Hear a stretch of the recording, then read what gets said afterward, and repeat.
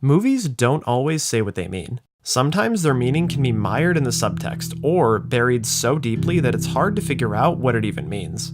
Other times, a movie is proud to stand up and say something, to bear its thematic heart right on its sleeve for all to see. And not in a preachy way or anything, in a passionate way. Creed, directed by Ryan Coogler and released in 2015, is one such film, to the point where everything it needs to say can be found right on the poster. Creed exists because of and is all about legacy.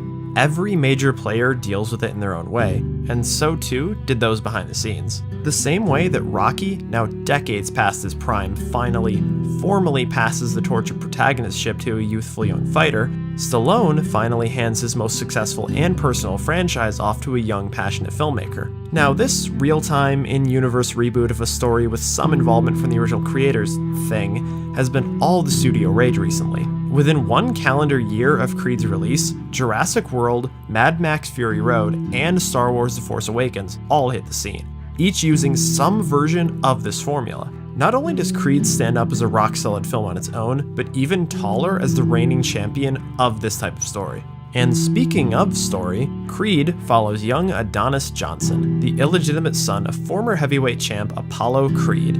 After Apollo's death in Rocky IV, his widow Marianne Creed saved Adonis from a life in the system, raising him as her own. As he grows older and less content with a life of luxury, he naturally, this is a Rocky movie, takes to the boxing ring, and when he's ready, travels to Philadelphia to train under the aging Italian stallion. That bell don't mean school's out, Donnie. Keep going. That bell means hell. After that, the film is dramatic turn after dramatic turn, leading up to a shot at the big time for Adonis that doubles as a way for him to once and for all prove that I'm not a mistake. When simplified, the story does sound an awful lot like Rocky, and in many ways, it is. A young, hungry fighter gets a far-fetched shot at the belt thanks to a cocky antagonist who greatly underestimates him, all while our lead develops a relationship with a girl and an aging fighter turned trainer. What is this, a remake? Well, it's the modern equivalent of one, but there are two major differences that allow Creed to truly shine and stand out from its forerunners: the visuals and the character.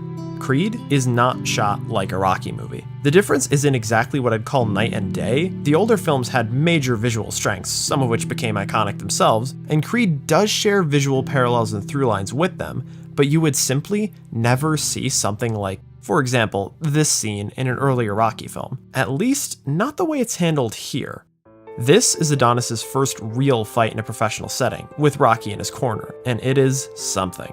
The whole match is shown through a single, unbroken take that lets the camera dance and weave around with the fighters. This added touch of flair to the movie's streetwise grit is suggestive of Adonis himself, and would have been unfitting for one of Rocky's fights. The film's visual fidelity to the spirit and style of its characters is truly impressive. It always knows exactly how best to highlight who's in the frame. Whether that means emulating sports TV analytics for Donnie's opponents, or dramatizing a singing Tessa Thompson with purple practicals, it's always on. This is 24/7. Conlon Wheeler. Coogler and his team bring the city of Philly and its people to life in a way that the series had yet to do, and it feels fresh and fitting. In a movie this passionate, character might be even more important than visuals. Even if they serve the same structural purpose, Adonis is far more than just a young black Rocky for us to root for. For one example, unlike Rocky, Donnie seems to have inherited a touch of his father's ego and the mouth that comes with it. You pick him! You pick who's next! He's not afraid to puff out his chest and throw some shade if he feels it's deserved. And thanks to his hot head, it's deserved pretty often. Rocky was the sleeping giant type, only ever getting truly bothered in the heat of the moment or if someone he loved was insulted or threatened. But that's just one example. Adonis is 100% his own man, or at least wants to be. That's the major driving force for his character. He knows that he could skate by on his wallet and surname, but instead elects to do the opposite. He throws his birth mother's maiden name on as a mask until he is forced to look the name Creed in the eye for the movie's climax. It's juicy stuff and prompts one of Michael B. Jordan's best performances to date. I just tell him that I love him. I know he ain't leave me on purpose.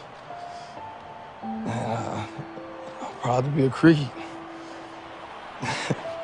Bianca, his love interest slash loud downstairs neighbor, is just as much her own person. She has a career, a no bullshit attitude, a favorite restaurant, friends, even a disability. Her and Donnie feel very much like two different people whose lives happen to intersect at an important moment. They're very natural and casual together. Cake that you got. Where the beat go? The differences between Bianca in this film and Adrian in the first Rocky go a long way to show how much has changed in the way that we treat and write this type of character.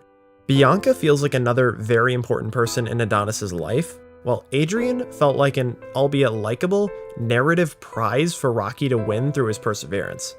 Before, when I said character was the second half of what makes the movie stand out, I didn't just mean the cast of characters. I meant the character of the piece itself. The attitude, the style, whatever you want to call it, Creed has a lot of it in its corner. The way the musical score blends smooth, occasionally diegetic hip-hop with the more Bill Conti-sounding orchestral pieces goes a long way, not just toward this style, but also to its respect the past, embrace the future attitude. Creed performs this kind of knowing balancing act that could have only been executed to such a quality degree by filmmakers with reverence for the material in their hands. Rocky is a hell of a name to live up to. It not only kickstarted some monolithic careers, but changed the face of sports movies and even brought in some Academy Awards. So, why do you think the movie goes by Creed instead? Without the name, there's no fight. It's a non-starter. Because no one would have taken it half as seriously if it were called Rocky 7 or Rocky Legacy or some other derivative crap. It needed to step back, away from the more popular titles so it could have a chance to stand on its own a bit, just the same way that Adonis needed to go by Johnson until he was ready. Creed perfectly evokes the attitude of its title character, one of a young, slightly cocky man who knows he's great, but not so much so that he can't stop to learn from those who came before. Director Ryan Coogler seems like he knew just what to bring back from Stallone and Avildsen's movies and what new tricks to bring to the table. For a relatively young director with only one feature film under his belt, this must have been a huge undertaking. A studio movie in a prize franchise with nearly a decade-long hiatus between entries? How appropriate. Because just like Adonis and Rocky before him, Mr. Coogler truly went the distance.